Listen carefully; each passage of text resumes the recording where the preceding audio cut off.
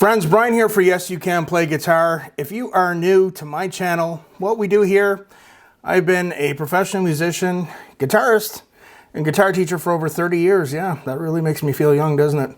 So here we'll do reactions to videos, we'll do interviews, I give guitar lessons, guitar tips, and we just discuss everything musical. Because you know what? The world's crazy, but at least we got music.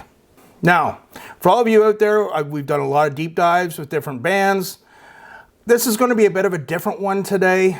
Before we get into all that, though, let's talk about what's really important. Do you guys like my haircut? A little bit off the sides. Anyway, a friend of mine, his name's Skull Collector. Actually, it really is. It is. No, seriously. He's a friend. He's a patron. He likes the heavy stuff, as I like the heavy stuff. But I'm open-minded. I like a lot of different stuff, and we talk about it here on the channel. But he brought something to my attention today. He said, you know, there's a band called Lorna Shore, who I'm very aware of. I did a reaction to them a year ago. I really liked the band. I thought they're incredible. I thought the singer did some amazing things. I liked the drumming. Into the Hellfire, I believe the song was. And I liked the guitar playing. But he brought up a new band. And he said the new band is called,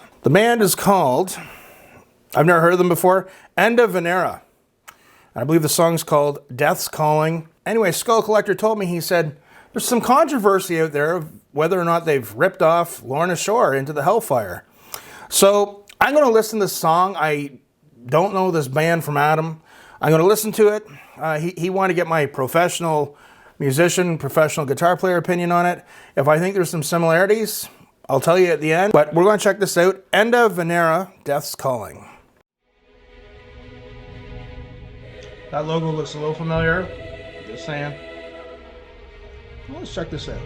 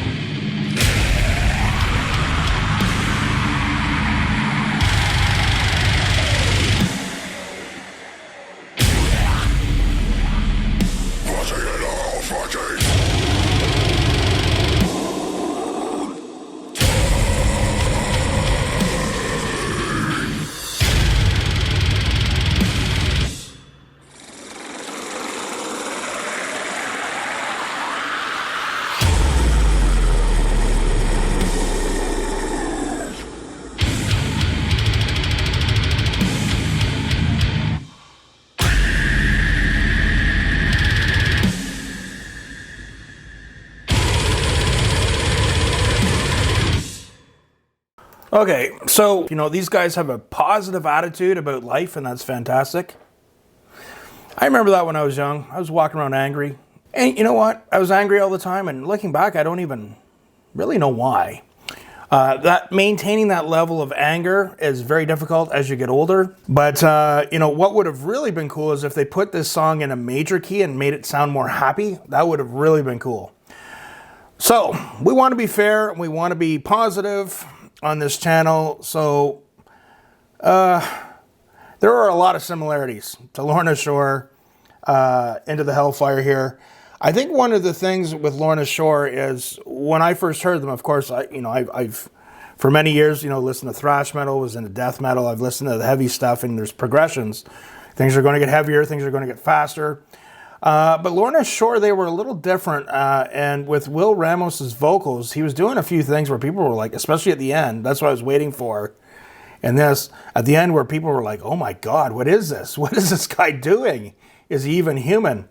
I would have liked to see this band perform live. It sounded like the tuning was the same. There was a lot of similarities, especially with the stops, with the trigger double bass going